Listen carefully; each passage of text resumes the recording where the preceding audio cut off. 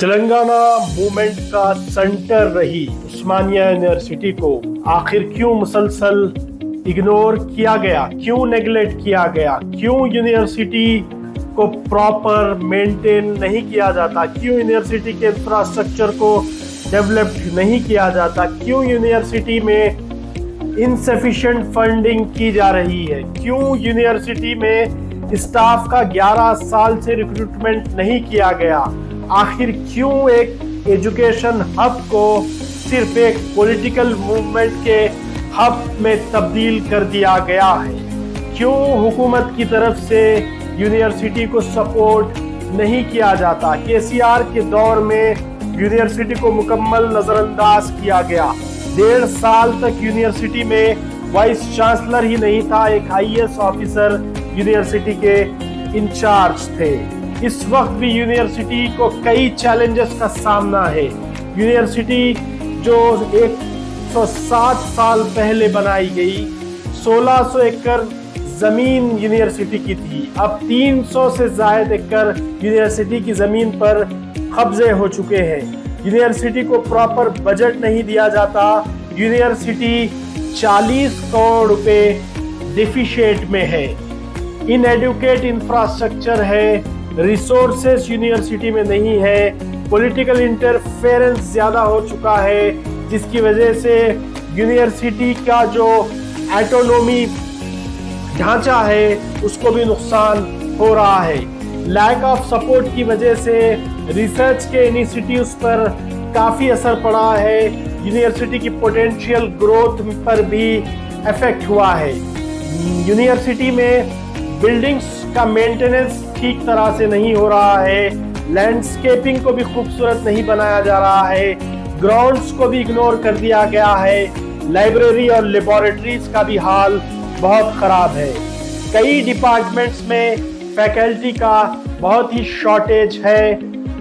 University میں teaching staff کا جو ریگولر ٹیچنگ اسٹاف کے ویکنسیز ہیں وہ 1266 ہیں، اس وقت 376 لوگ ہی کام کر رہے ہیں، تقریباً 900 کے آس پاس پوسٹ کمپلیٹلی ویکنٹ ہیں،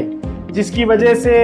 اردو ڈپارٹمنٹ، اردو کی بنیاد پر یونیورسٹی قائم کی گئی تھی، آج اردو ڈپارٹمنٹ میں بھی ریگولر اسٹاف نہیں ہے۔ آرٹس اور سوشل سائنس کی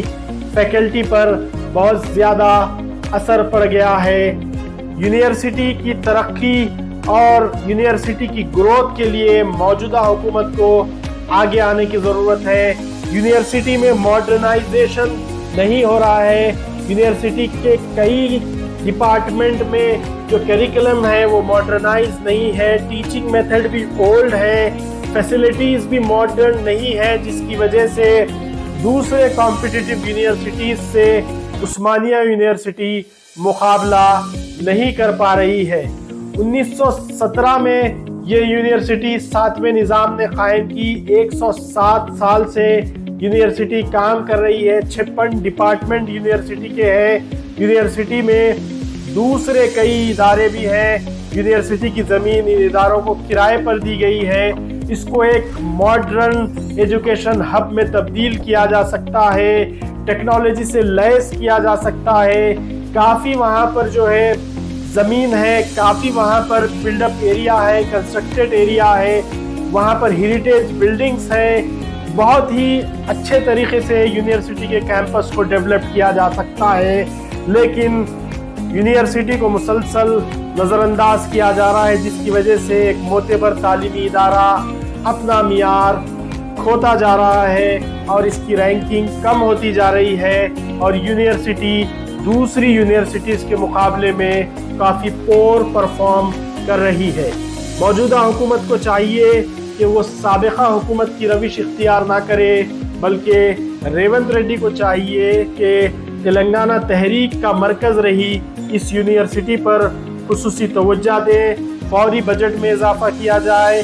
اسٹاف کا وہاں پر ریگولر اسٹاف کا ریکروٹمنٹ کیا جائے، انفراسٹرکچر کو بہتر کیا جائے، اور پولیٹیکل ایونٹس جیسے ہڑتال احتجاج کی وجہ سے جو بار بار ڈسرپشن ہو رہا ہے اس کو بھی روکنے کی کوشش کی جائے۔ اگر ریونت ریڈی توجہ دیں گے تو یہ یونیورسٹی وہ کافی ترقی دی جا سکتی ہے، اور حیدرآباد کے لیے، تلنگانہ کے لیے، پورے ساؤتھ انڈیا کے لیے یہ بہت اچھا ہوگا۔ ایک دور تھا کہ ملک کی 5ویں بڑی یونیورسٹی عثمانیہ یونیورسٹی تھی، اور یونیورسٹی سے کئی بڑے لوگ